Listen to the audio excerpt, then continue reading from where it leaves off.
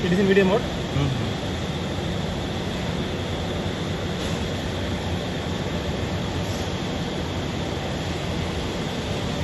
Both are there. Normally standard.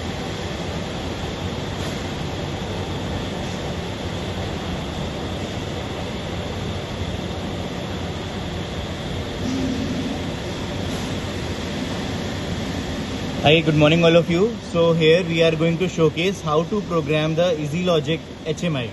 So when you will power on the unit, you will see this kind of HMI. So first you have to click on these three arrows over here.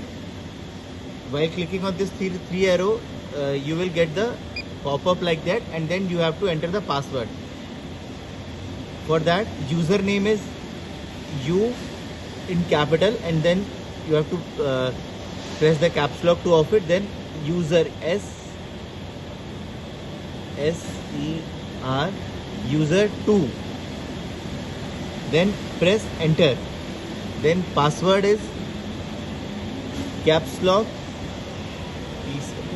P is capital. Then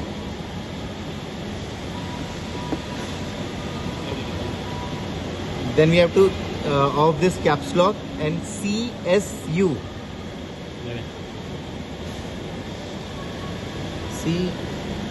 In the previous video you have seen the password and all these things. Now we are doing the actual commissioning.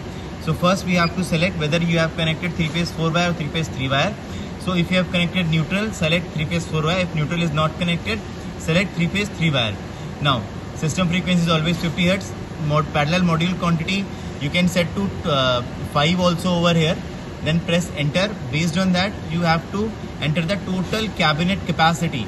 Since it is 5, so you have to do 750 or whatever. Let's suppose if the 100K multiple mein whatever it is, you have to mention it like that. Then you have to give total parallel capacity. Total parallel capacity should be 750 ampere.